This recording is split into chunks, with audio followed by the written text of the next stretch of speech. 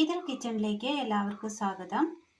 നല്ലൊരു നാടൻ കറിയാണ് ഇന്ന് നമ്മൾ തയ്യാറാക്കാനായി പോകുന്നത്. അതിനായി സബോള ക്ലീൻ ചെയ്ത് മീഡിയം സൈസിൽ അരിഞ്ഞെടുത്തത്, തക്കാളി, ചേമ്പ്, തേങ്ങ തിരുമിയത്, ചെറിയുള്ളിയും വെളുത്തുള്ളിയും.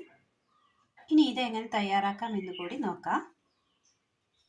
ക്ലീൻ ചെയ്തെടുത്ത ചട്ടിയിലേക്ക് ക്ലീൻ ചെയ്തെടുത്ത ചേമ്പ് ഇട്ട് കൊടുക്കാം. സബോള, വേകുവാനാവശ്യമായ വെള്ളം,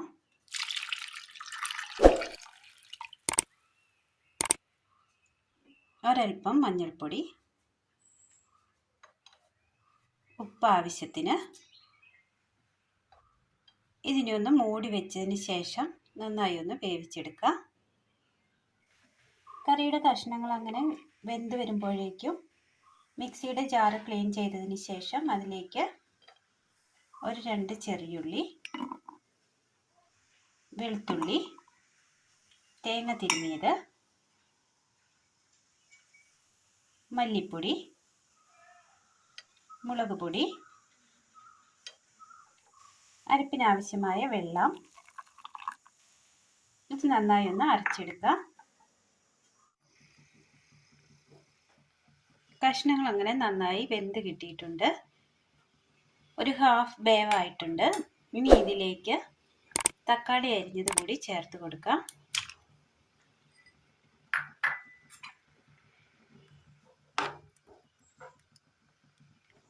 ഇതിലിട്ട് തക്കാളി കൂടി ഒന്ന് നന്നായി ഒന്ന് വേവിച്ചെടുക്കാം.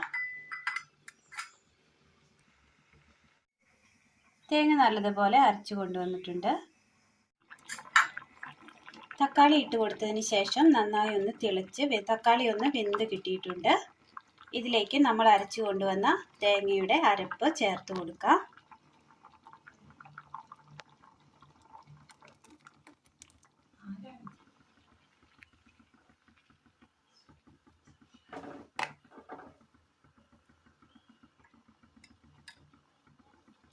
അരപ്പൊഴിച്ചതിന് ശേഷം നന്നായി ഒന്ന് തിളപ്പിച്ചെടുക്കാം. അരപ്പൊഴിച്ചതിന് ശേഷം നന്നായി ഒന്ന് തിളച്ച് വന്നിട്ടുണ്ട്. ഇതിലേക്ക് ഒരൽപ്പം വാളംപുളി പിഴിഞ്ഞത് ഒഴിച്ചു കൊടുക്കാം. തക്കാളിക്ക് പുളി ഉള്ളതാണെങ്കിൽ അതനുസരിച്ച് പുളി ചേർത്താൽ മതി.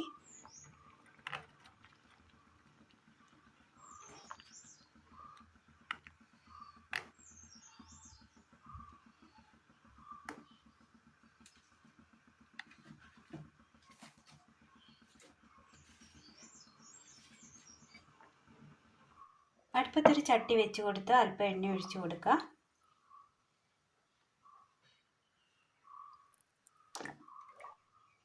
ചൂടായി വന്ന എണ്ണയിലേക്ക് കടുക്,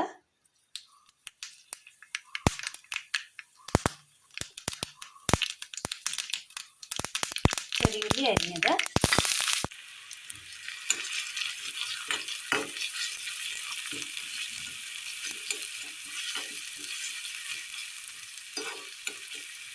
നല്ല നാടൻ രുചിയിൽ തയ്യാറാക്കി എടുക്കാൻ പറ്റിയ നല്ലൊരു കറിയാണ്.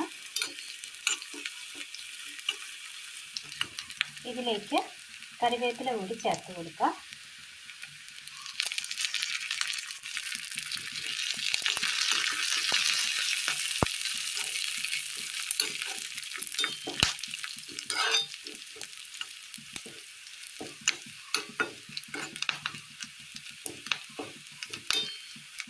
തീ ഓഫ് ചെയ്യുക.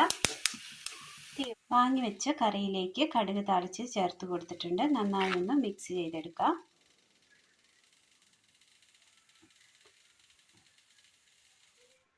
കറി ഒരു പാത്രത്തിലേക്ക് ഒഴിച്ചു കൊടുക്കാം.